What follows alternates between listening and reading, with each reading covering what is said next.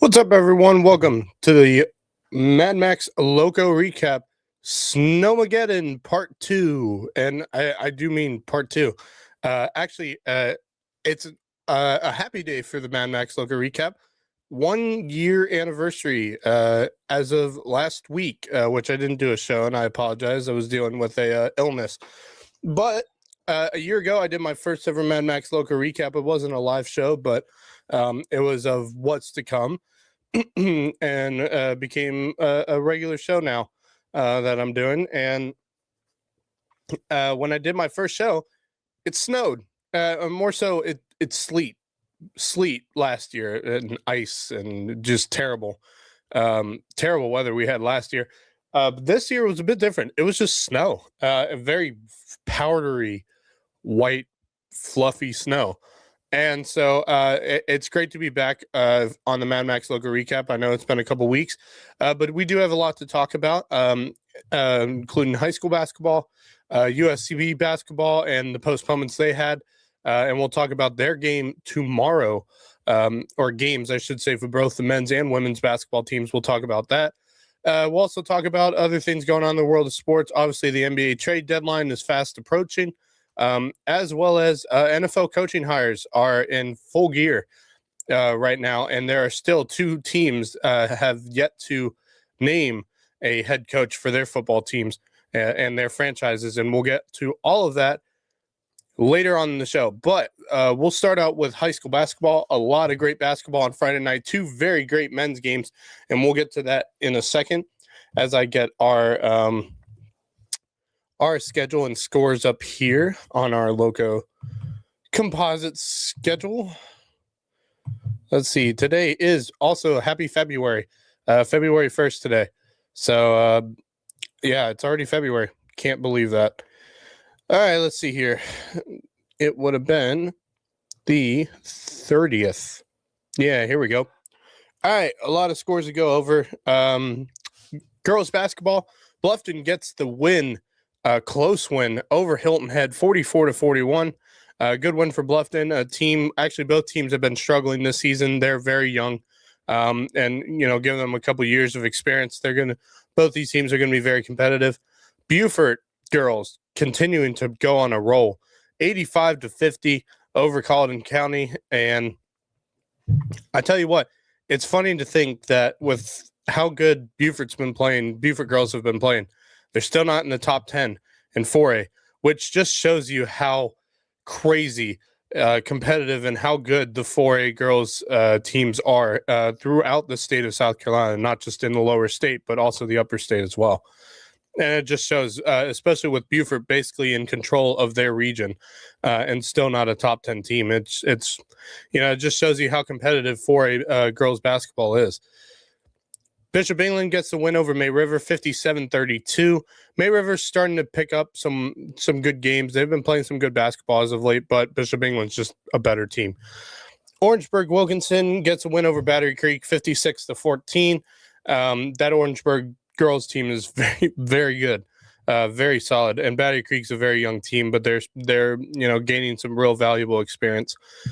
Whale Branch gets the 34-24 win over Edisto girls.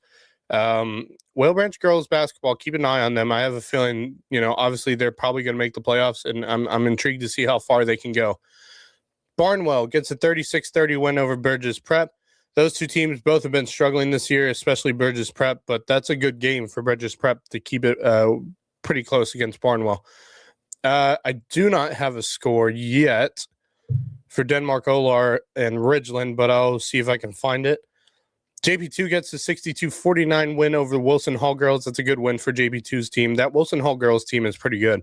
So, JP2 is showing, girls team is showing they can, they might make a trip through the playoffs this year. They might make a deep run. We'll see what they do, because, again, it's 4A girls basketball, and you never know what those Columbia area schools have to offer. So we'll see. Yeah, that's all the scores for girls basketball on Friday. See if I can find Denmark Ridgeland.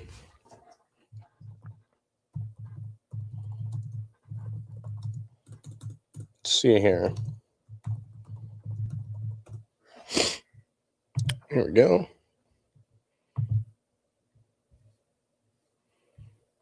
I have no...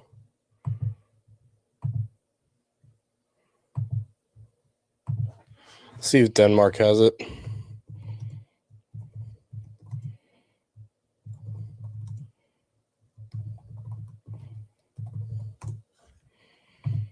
Here we go. Do they have a score?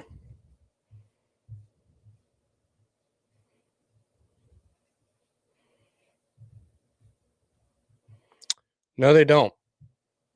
That's unfortunate. So they don't have a score for that one. So if it does come up or someone does have the score from that game, please feel free to, put it in the comments. All right, boys basketball. 65-62 win for Bluffton over Hilton Head. Game winner, Harry Skinner. Absolute, shocker. I got the video here on Instagram. It's a little small because I can't get it to go to full screen. So here it is. Give me a second. Trying to get the get it right here.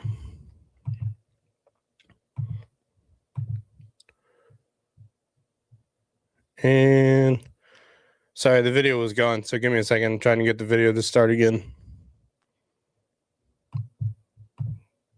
Here we go. Game winner, Harry Skinner. Boom. 65-62 win for Bluffton over Hilton Head. They stay undefeated in region play. And the way it's going, a pretty good chance of them finishing undefeated in region play. This Bluffton team is, of course, ranked in the top 10 right now for basketball. So they have something to prove to everyone. So great win by Harry. Great, three-pointer by Harry Skinner to give them the win. Yeah, pretty good. Really good, actually. So very, very, very, very good game from those two teams. And the funniest thing is Hilton Head had control for most of the game until really the last maybe 3-4 minutes or so, where Bluffton got back in the game, made it a ball game in the end, and Harry Skinner gets the walk-off, buzzer beater 3. So good win for them. By the way, other Harry Skinner news before I move on. I had mentioned on the show yesterday that he had an official offer from a school. See if I can get it up here. Here we go. He did get official offer, and I have the school. Curry College from the Conference of New England, Division III program, has officially offered Harry Skinner. It's his first college offer to play at the next, to be able to play at the next level. And I have a feeling he'll have a few more to come. Is it just me, or do I feel like he should have had a few more offers by now? That's just my opinion.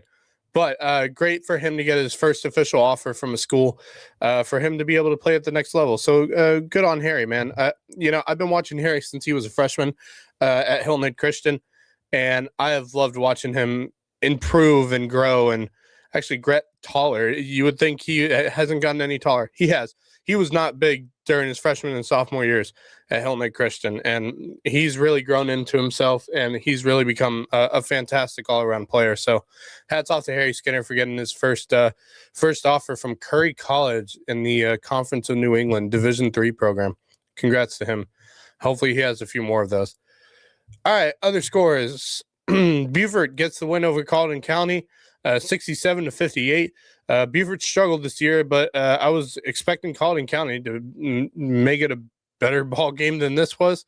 I was thinking Colleton County would get the win in this one, but Beaufort showed it. And they got a young team, but they got a very talented team. They just got to get some more experience. And I think in a couple of years, if none of these players go to other schools, this Beaufort team could be really strong. May River. May River gets the eke out with a 59-58 win over Bishop England on the road. Not an easy place to play. I know we talked about it last night on our Logo Sports Lowdown.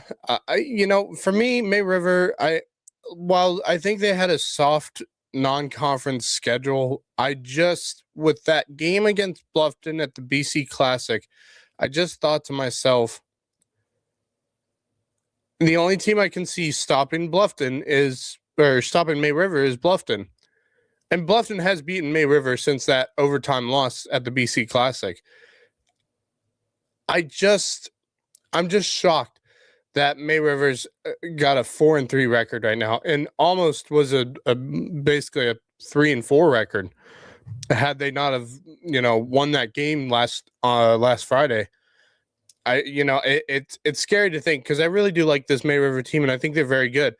Do they lack in size? Yes. Do they lack in a bit of with that size physicality? Yes.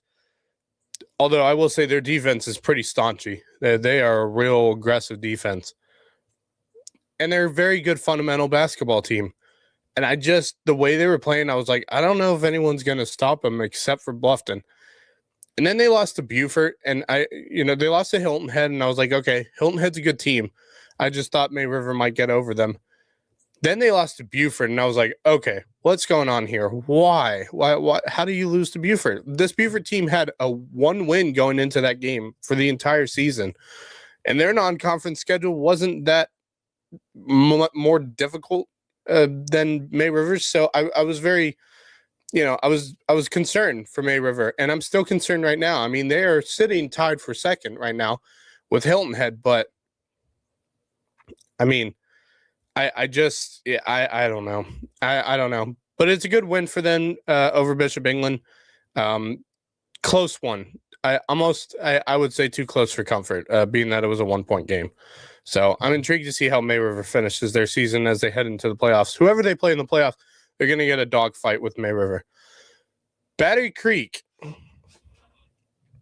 Actually, I'll come back to Battery Creek. I'll save that one for last because I got the highlights from Beaufort Zone. And, of course, our good friend of Lowco Sports, Javon Livingston. We'll get to that in a second. Edisto gets the win over Whale Branch. That Edisto boys basketball team is pretty solid. And Whale Branch's boys team, like, they got the size, they got the physicality. I don't know. They're just not a very great offense. They're not really a good offensive team. 65-42 win for Edisto. Bridges Prep gets the 20-point win over Barnwell, 49-29. I know quite a few of those kids from Bridges Prep, including, Mike Sawyer, who's a very great player, and he's going to be a good player for another year or so. Denmark Olar, 58-44 over Ridgeland. That was a boys' game. I still haven't gotten the girls' game. I'm wondering if they actually played. And if they did, again, please put it in the comments for me. That'd be great. Over to Skiza, JP2 with the 74-70 win over what is a very good Wilson Hall team, a very solid and talented Wilson Hall team. So this JP2 team is really starting to show their colors and how good of a team they are. Thomas Hayward gets the win over Holy Trinity, 69-20.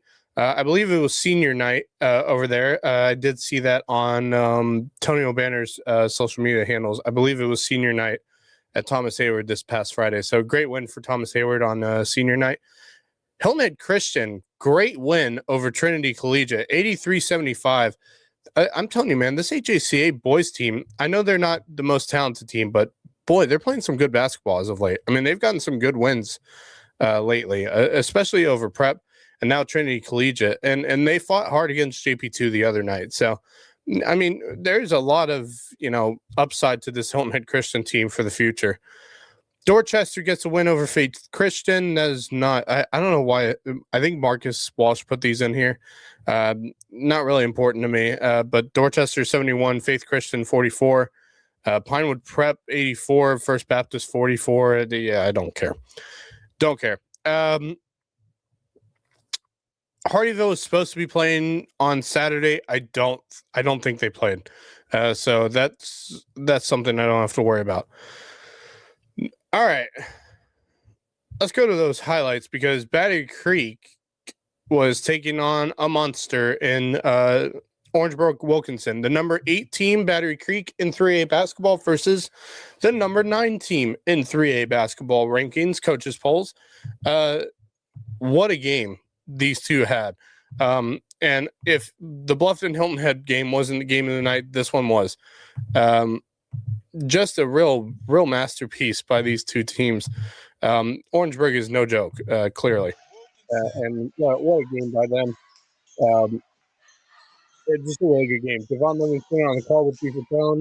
By the way, for those of you who don't know Beaver Tone, we'll also be on BC TV, Beaufort County TV. Good friends of ours as well. Yeah, great game for him to be streaming. At home, place was rocking. Obviously, if well, he's not there right now, but Justin Jarrett was at the game.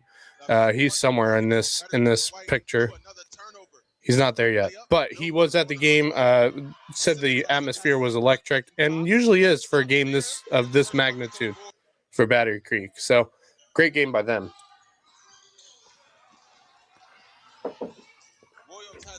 You know, CJ Brown has been, really building this program, and it's really fun to watch. What this Battery Creek team has been doing. Getting some real big wins over North Charleston, getting some big wins over Oceanside at home, in quadruple overtime. It's really, really, really fun to watch these guys go at it.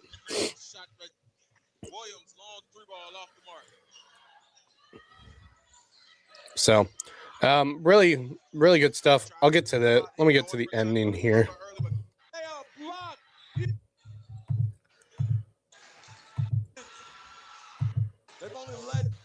So, tie game here. Battery Creek gets the bucket, makes it a 2-point game. Defense playing like they usually do, real aggressive. And another bucket gives them a 43-39 win, or a 43-39 score. Orangeburg made this an interesting one. And I mean, and Orangeburg had the lead for a good chunk of the game. Actually, I don't think at the end of any of these quarters, Battery Creek had the lead until they got to the fourth quarter. So, I mean, Orangeburg seemed to have been playing good basketball. I mean, Battery Creek was always right on their heel. So it's a really good comeback win by Battery Creek. And the funniest thing is that, I mean, Battery Creek only had, Orangeburg Wilkinson only had one team foul. So they had to keep fouling. And, I mean, it just took time off the clock. And, it's kind of, taking that time off the clock is pretty much what led to, Battery Creek getting this win here. So, yeah, I mean, really, this Battery Creek team has been so much fun to watch. You get a foul there, try to foul here, and they do. So it sends Battery Creek to the line with basically 4 seconds to go. And he missed the first one.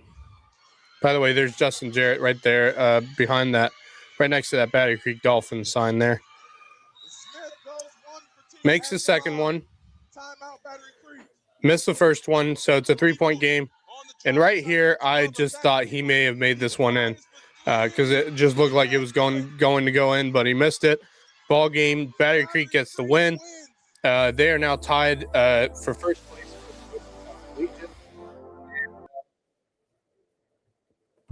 Good win for them. Really good win. So Battery Creek is in a really good position right now. So upcoming schedule, Tuesday, they should be playing basketball games on Tuesday. So Tuesday's schedule, girls and boys basketball. Colleton County at Bluffton. That's both girls and boys. Bishop England at Beaufort. The WHHI game of the week, May River at Hilton Head. Hanahan at Battery Creek. That's, I believe, Battery Creek's last region home game for this season. So, last chance to see Battery Creek at home on Tuesday. Edisto at Bridges Prep. Lake Marion at Whale Branch. Hardyville at Allendale Fairfax. That should be an easy dub for the men's team. Royal Live Oaks at Ridgeland. Should be good wins for the Ridgeland teams. JP2 at Trinity Collegiate. I think JP2 will get the win on both girls and boys. Holy Trinity at Andrew Jackson Academy. So those are the games coming up on Tuesday. Then on Wednesday. Man, Cross Schools has such a weird schedule. Wednesday, Cross Schools at Dorchester Academy. Thursday, girls basketball, Cross Schools at JP2. Then Friday, Bluffton at Bishop England. Buford at May River. Hilton Head at Colleton County. Battery Creek at North Charleston. Big game there for Battery Creek. Bridges Prep at Lake Marion. Whale Branch at Hampton County. That should be an easy win for that Hampton County boys team. Girls team will be interesting. Denmark Olar at Hardyville. That is a huge game. I'm actually going to be there for that game to be on the PA desk for the Hardyville Denmark Olar game. And then other games for girls basketball, HACA at Lawrence Manning, Hilton Head Prep at the Savannah Jaguars, and then boys basketball. Only other game is Camden Military at JP2. That should be an easy dub for the JP2 boys. So that is high school basketball for this upcoming week, barring weather, which I don't think at this point is going to be an issue. So that's it for them. USCB, let's move on to some USCB basketball. Actually, we'll do that when we come back from the break. You are watching the Mad Max Lowco Recap on the Lowco Sports Media Network.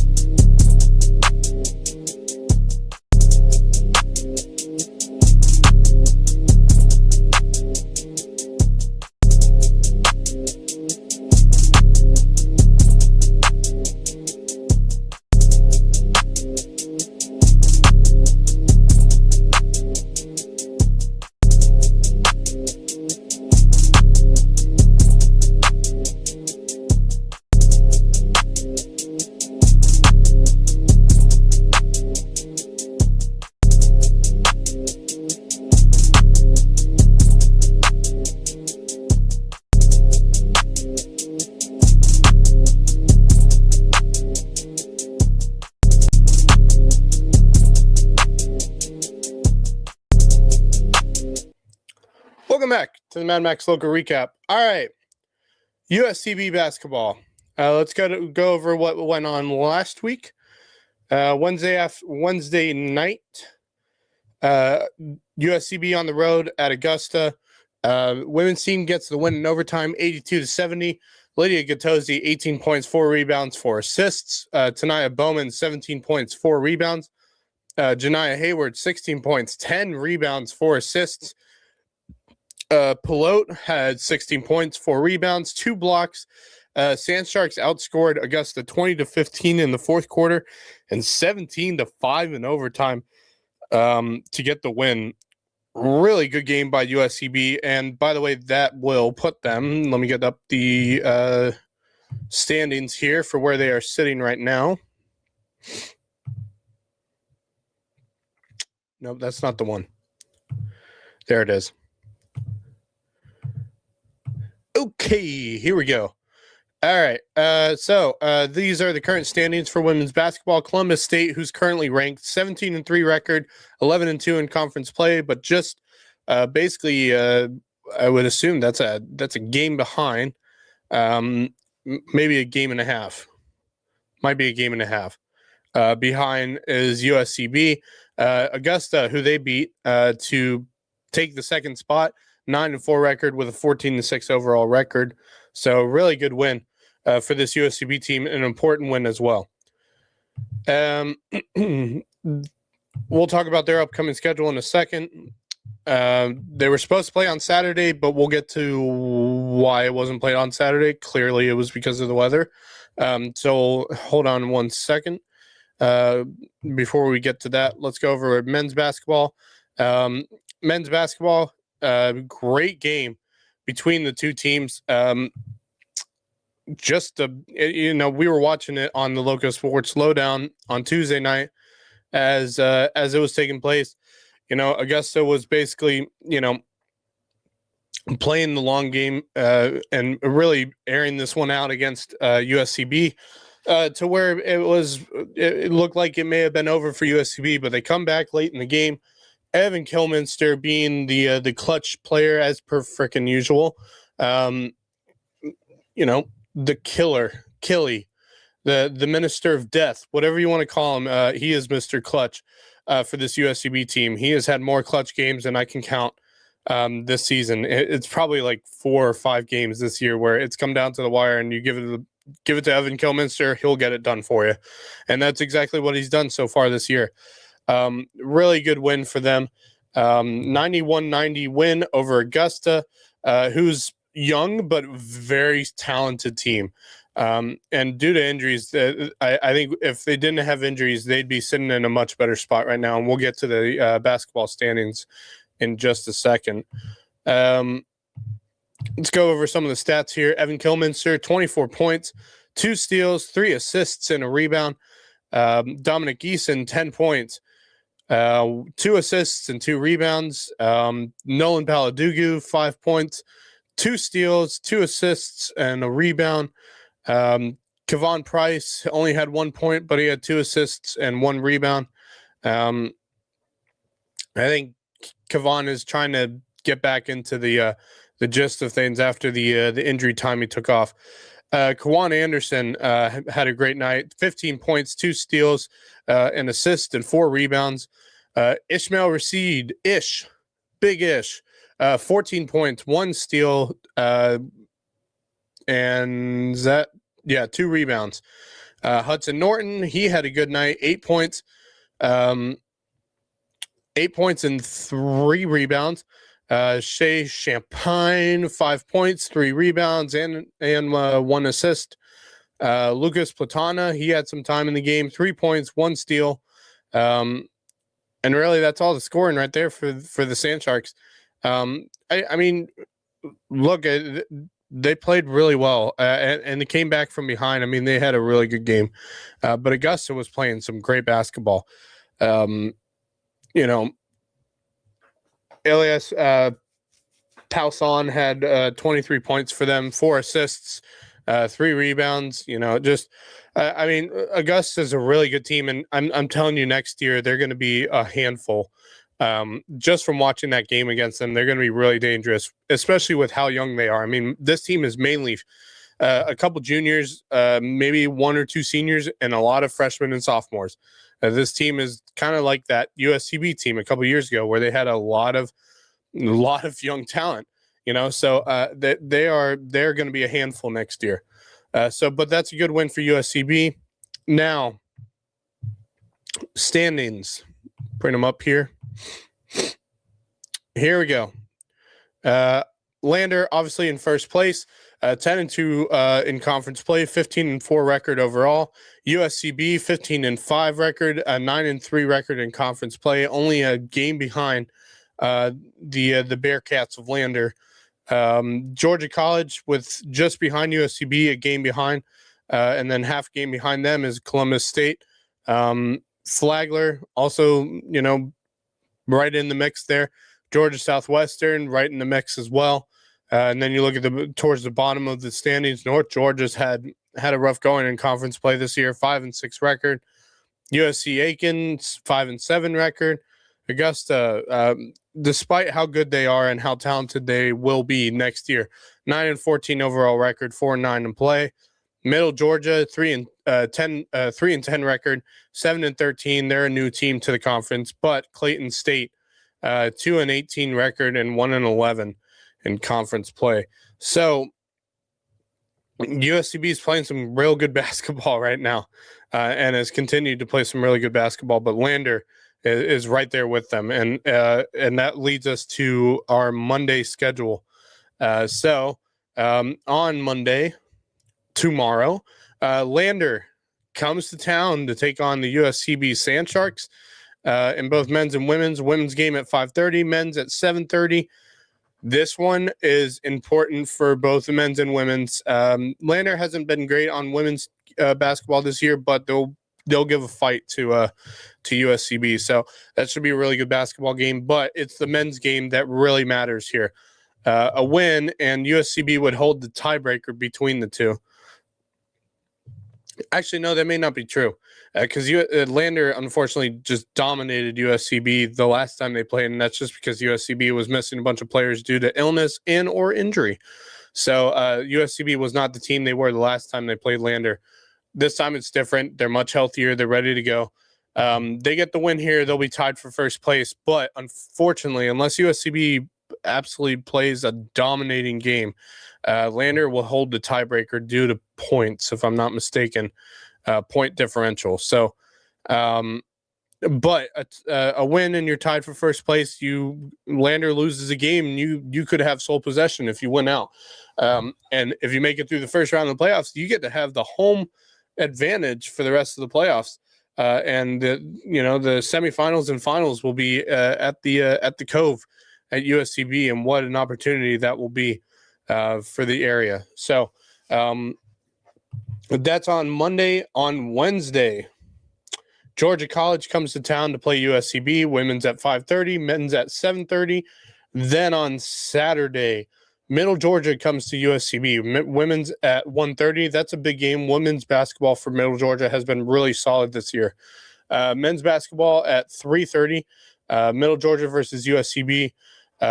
So three dates of basketball this week.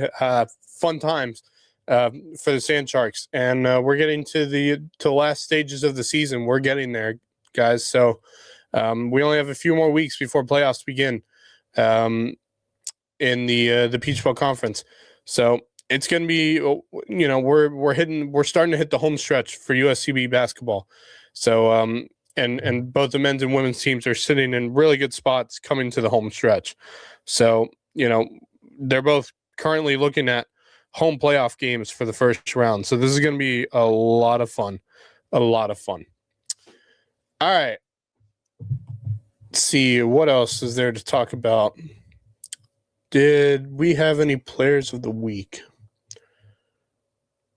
No.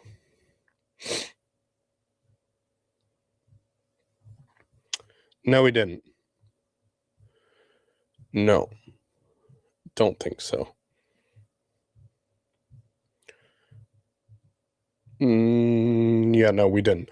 All right, so that's pretty much it for USCB sports. Although softball, actually, let me get to USCB softball, because they did play on Saturday morning. Get the scores up here. Played 2 games on Saturday. Let's see here.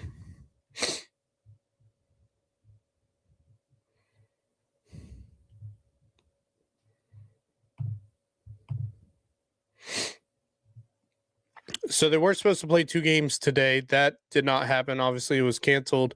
So USCB will be back on the road on the 7th, I believe, at North Greenville, which we know someone from this area who was playing for North Greenville, but she's now at Presbyterian College, I believe. It's Kylie Rast.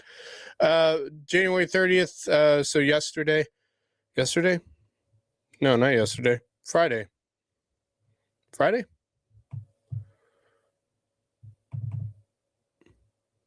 Yeah, that must have been Friday. So Friday, USCB softball, they got the first win over Converse, 14-2. See if I got some stats here. Cassie Brundage pitched a complete game. Let's see here. Okay, 14-2 win. Chloe Turner had 4 at-bats, 4 hits, 3 runs scored, 7 RBIs. Who else had a good game? Caitlin Boyette, 4 at-bats, 3 hits, 1 run scored, 1 RBI. Catherine Conway had 3 at-bats, 2 hits, 2 runs, and a walk. They were playing some really good ball. Saria Simmons, 1 for 3 with 2 runs scored and a base on balls. Really, really solid game by them. Let's see. Cassie Brundage pitched 5 innings, 5 hits, 2 runs allowed, 2 earned runs, 3 walks, 3 strikeouts. Really good game for her. Converse had 3 pitchers, and how many hits did they have as a team? 5 compared to USCB's 15. Good start for them. Then they went on to play. Who is this? Caden College of Tennessee. Solid team. USCB loses a tough one, 6-5 in that second game, but it's a good competition for them. Let's see. Caitlin Boyette, I believe, had another good game. 4 at-bats, 2 hits, 1 run scored, 1 RBI. Emma Reynolds had 4 at-bats, 1 hit, 1 run, 2 RBIs. Anyone else?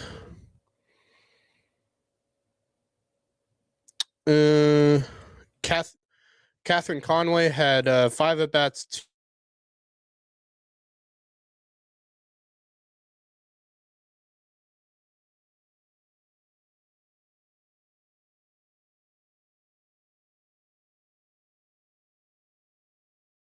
for USCB. See, pitching wise, Madison Murphy started on the mound, 8 innings pitched, 5 hits, 6 runs allowed, 5 earned runs, a walk, 7 strikeouts though, so pretty good for her. And only 2 hit by pitches.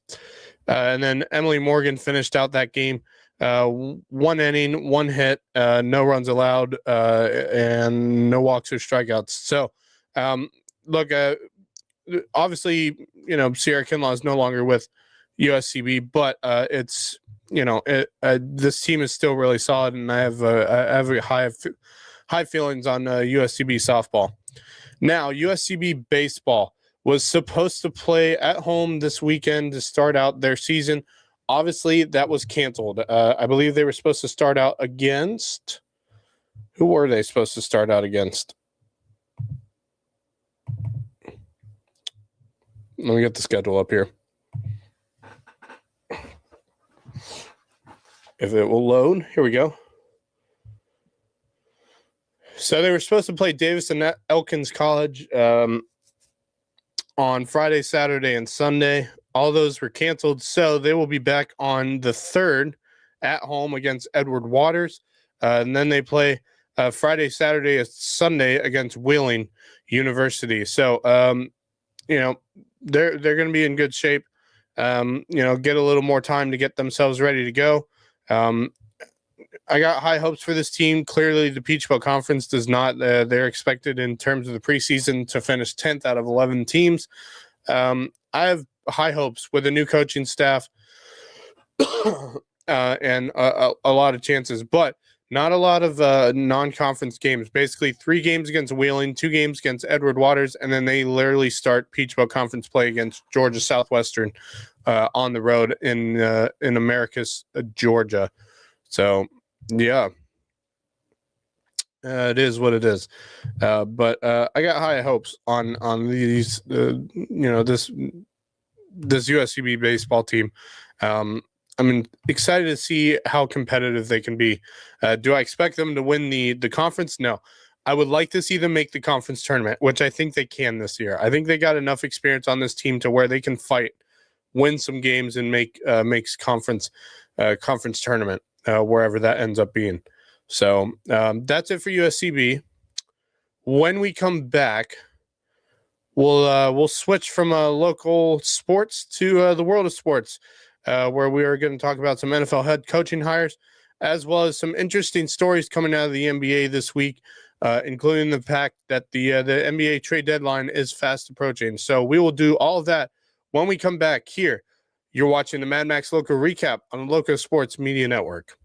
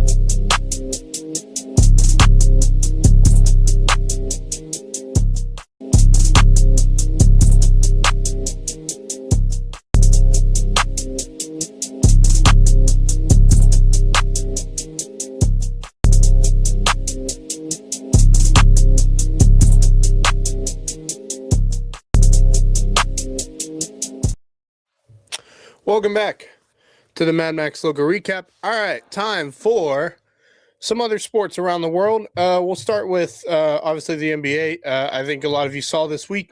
Actually, I believe it was yesterday morning. News broke out that NBA star forward Paul George was suspended 25 games for violating the anti-drug policy, the NBA's anti-drug policy, and I was kind of shocked by it because I quite like Paul George, and he's a fantastic player. Been a great player for years. Has dealt with various injuries, including that horrific leg injury that took place during a practice with Team USA years ago. That really derailed his career for a while. But he came back and he's still playing some great basketball. This one came out and I was kind of shocked by it. I want to see if they got more details as to what he was, caught, doing. I'm not sure. So I'm reading this here.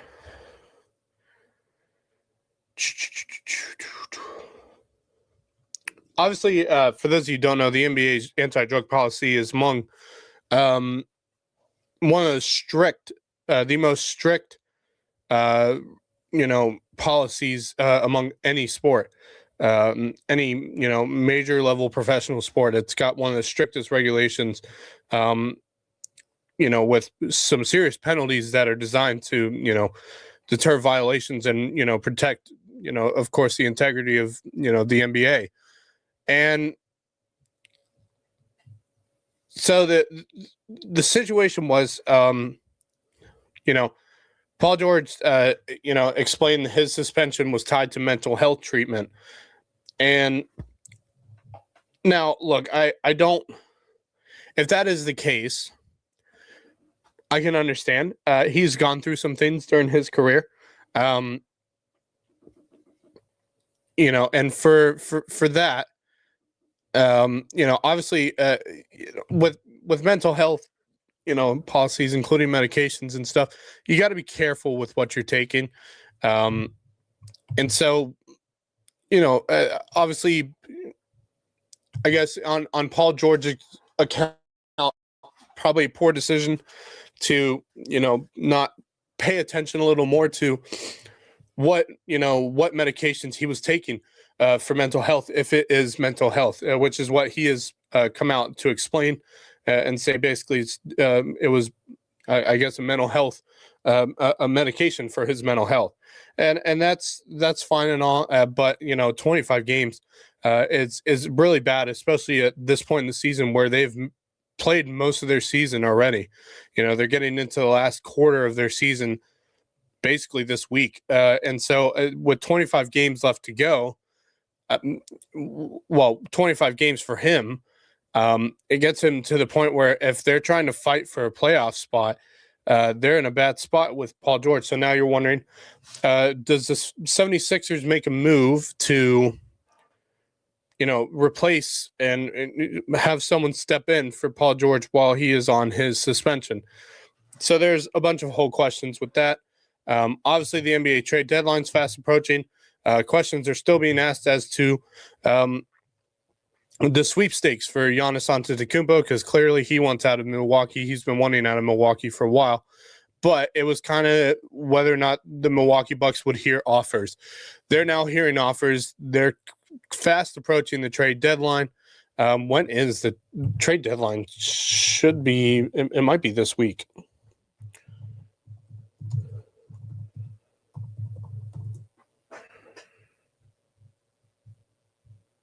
Yeah, it is this week. Yep, it will be the 5th. So this Thursday is the NBA trade deadline. Yeah, I had a feeling.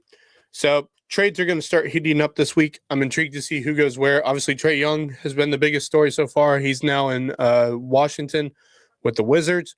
Hawks made a move this morning to trade another one of their players to the Portland Trail Blazers in exchange for a player.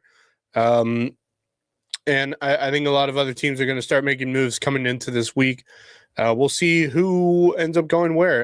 It might be very interesting, especially with Giannis in the mix for the NBA. So we could see some big trades coming up this week. So the NBA there, the NFL. Obviously, the Super Bowl is coming up. We'll talk about the Super Bowl next week. I really care because it's the Seahawks and the Patriots, kind of the two teams that didn't really want to see in the Super Bowl. I'm tired of the Patriots going in the Super Bowl. Hearing the Patriots making the Super Bowl. Now, give them credit. They have built a fantastic team with a great coaching staff and Mike Vrabel. Drake May has been fantastic this year. They have a really solid team. The Seahawks, Sam Darnold's been fantastic this year for them, and they've been playing some really, really, really good football this season. So we'll talk about the Super Bowl next week. Obviously, we'll do the show right before the game starts. And who knows? We might do a Lowco sports show during the Super Bowl. Never know. We'll see. But in other news for the NFL, obviously head coaching hires had begun basically before I came on for this show. The last time I made, between now and the last time I did a show, a lot of coaching hires have been made.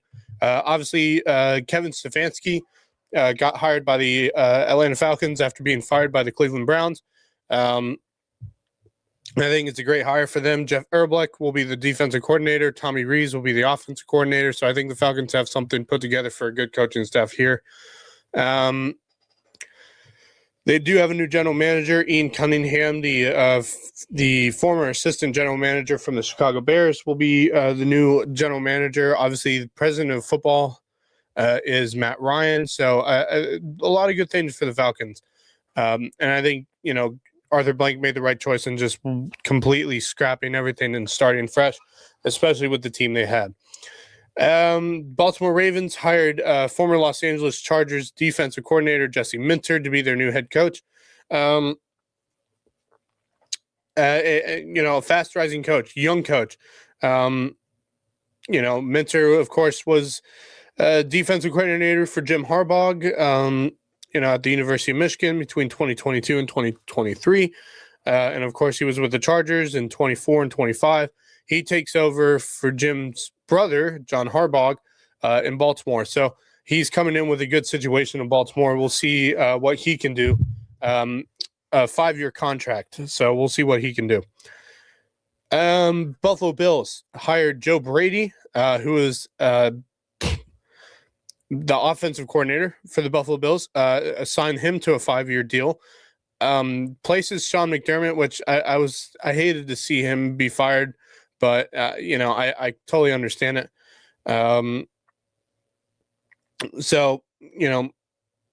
Jim Leonard's expecting to be possibly the Bills' next defensive coordinator under Joe Brady. Joe Brady, a young guy, has shown some really good signs of building some really strong offenses in his time as a offensive coordinator around the NFL. So I think it's a good hire by the Bills, but, obviously I kind of wanted to see if they would look outside of the Buffalo Bills coaching staff. They didn't. They hired Joe Brady. Obviously, Josh Allen would have had something to say about that. So, it's a good hire. I don't hate it whatsoever. The Cleveland Browns did hire a coach this past week, and they hired Todd Monken. I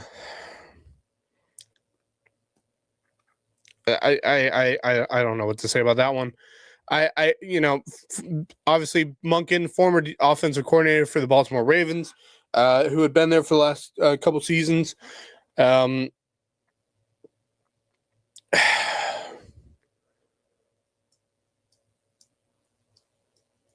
Yeah, it's interesting. I'm wondering why go with Todd Monken. I mean, they had a great defensive coordinator in Jim Schultz you could have gone to, or you could have gone to someone young, someone energetic, someone who's rising fast in the ranks of football. And, kind of like I would think the Cleveland Browns were going to try to look for the next Sean McVay. And instead, they hired Bruce Arians. And a Bruce Arians type coach, you know. And I'm not saying Bruce Arians is a bad coach, you know, to hire. I mean, Bruce Arians was a pretty damn good coach during his time with the Arizona Cardinals and, of course, with the Tampa Bay Buccaneers, where he won a Super Bowl. I'm not saying it's a bad thing to hire Todd Monken, but here's my thing. He's never been a head coach in the NFL. Ever. He's never been a head coach in the NFL. And by the way, he turned 60 on the 5th, which really doesn't freaking matter. I don't know why people have a problem with the age and why it has to be a young coach these days. You would like to have a coach who's had experience in the NFL, but the thing is, he's never had a head coaching experience. And then everything that followed after his coaching hire, was that basically the Cleveland Browns had told Jim Schultz that they were going to pass him over and go with Todd Monken. He was furious, basically grabbed a box, grabbed all of his things, and basically said goodbyes to everyone and said he was never coming back. Now, the problem is he's still on contract. The Cleveland Browns still want to retain him, but there is no way in hell that Jim Schultz is going to be a defensive coordinator for the Cleveland Browns. Unless he comes back for money, that's it. I mean, if you're Todd Monken, you want someone as a defensive coordinator you can trust. I don't think Jim Schultz is the guy. And I really did think Jim Schultz was going to get that job over Todd Monken. And I mean, Sean McDermott was an option, right? Like, could that have not been an option? I mean, someone correct me if I'm wrong, but, you know, clearly the Browns didn't have much choices. I'm sure they went to some of the big coaches and they're like, would you like to come coach us? And I'm pretty sure all of them said, hell no. No. And it just shows you how dysfunctional the Cleveland Browns are right now. Miami Dolphins hired Jeff Haley. Halfley. Sorry. Jeff Halfley. And yeah, a former Packers defensive coordinator. I mean, Green Bay ranked 9th in yards allowed per game, 6th in yards per play, and 8th in points allowed per game during his 2 seasons as a defensive coordinator for the Packers. So I'm not hating him. I don't think that's a bad hire at all. I'm intrigued to see what he can do with the Miami Dolphins. We'll see. Obviously, John Harbaugh went to the New York Giants. 5-year deal with the Giants. Should be a good one. It should be a good hire for him, especially with how young the team he has is. And I think he can do something really special, especially when everyone gets healthy next season. Pittsburgh Steelers obviously hired Mike McCarthy.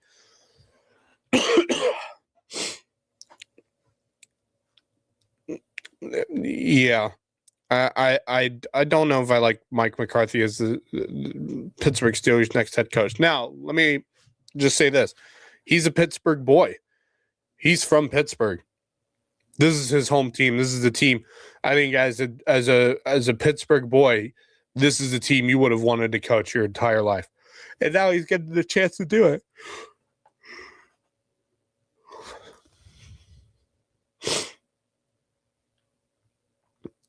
But the thing for me is with Mike McCarthy is you're almost getting to the point where is it because they're trying to bring back Aaron Rodgers or because they hired him because they think he can bring a Super Bowl trophy back to the Pittsburgh Steelers? And I think it's the first option right now. And I think if that's the reason they hired him, that might be the biggest mistake the Pittsburgh Steelers have ever made. And you got to hate it if that's the case. If that's not the case, I think it's a great hire. I think he can do some good things for the Pittsburgh Steelers. I think he can build the Pittsburgh Steelers back to being a team that can compete for Super Bowls. But they have a lot of work to do to get there, including getting a young quarterback. Whoever that may be. Tennessee Titans hired Robert Salah. Great hire for them. Obviously, former San Francisco 49ers defensive coordinator. Actually, former New York Jets head coach as well. Obviously, he didn't have a great time, but they're giving him a 5-year contract as well.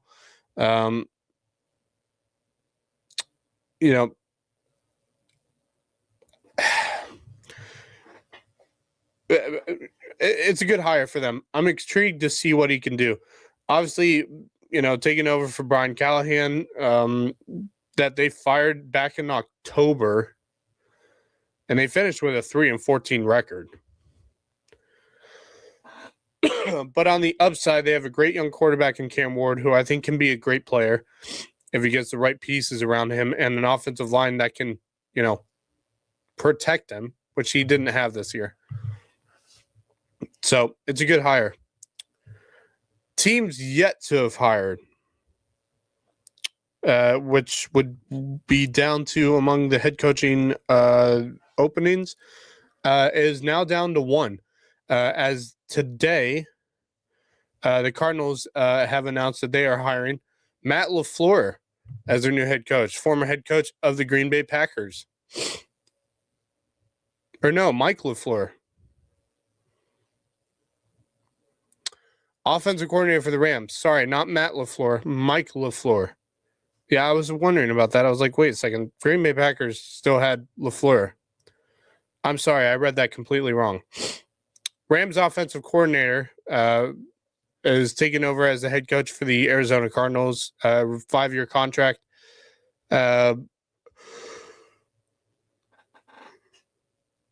So, yeah, great hire. And it leaves the Las Vegas Raiders with the only coaching hire yet to be made. But it sounds as if they're expected to hire Clint Kubiak, the offensive coordinator from the Seattle Seahawks. After it'll probably, if they hire him, it will be after the Super Bowl, as he wants to finish up the Super Bowl and then make the move over to the Las Vegas Raiders. So it looks like all the coaching positions have been filled in terms of head coaching positions in the NFL for this upcoming off season. So, yeah, a lot there.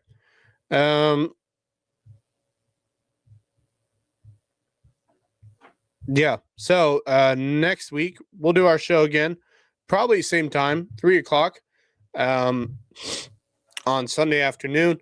Get ready for Super Bowl Sunday.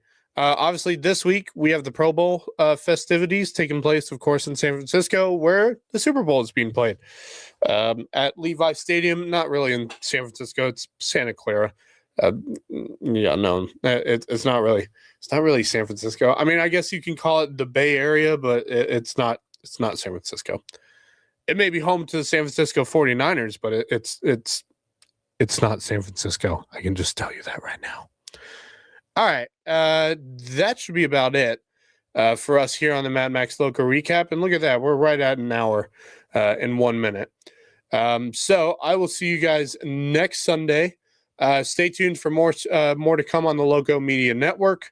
I believe we have the One Lowco Hoops Happy Hour coming up with, of course, Rob Benson and Matthew Fisher-Davis alongside Justin Jarrett. And then, of course, tonight, as per regular scheduling, the Lowco Grind will be coming up tonight on the Lowco Sports Media Network. We'll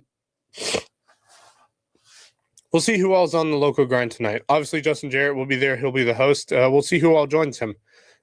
Stay tuned for those shows if you're ready to watch some of that. We on soon for the Lowco Sports Media Network. And then Monday, maybe not Monday, possibly Tuesday, we will do the Lowco Sports Lowdown. We'll see. It may be Monday, but I think it's going to be Tuesday, being that we have USCB basketball games on Monday. So probably expect us to be back on the Lowco Sports Lowdown for Tuesday afternoon, and we will go from there. So I want to thank everyone for watching. Thank you to the sponsors who continue to support Lowco Sports. And by the way, if any businesses would like to sponsor my show, the Mad Max Lowco Recap, please feel free to get in touch with me or Justin Jarrett and figure out a way for you to become a sponsor of the Mad Max Lowco Recap, because I am looking for sponsors. So But for the sponsors that support us at Lowco Sports, I want to thank you guys for continuing to help us go and grow. And thank you. Thank you for continuing to watch my show. It's been a great show, and I look forward to seeing you all next Sunday. And that's going to do it for us. This has been the Mad Max Lowco Recap. And until next time, go Lowco.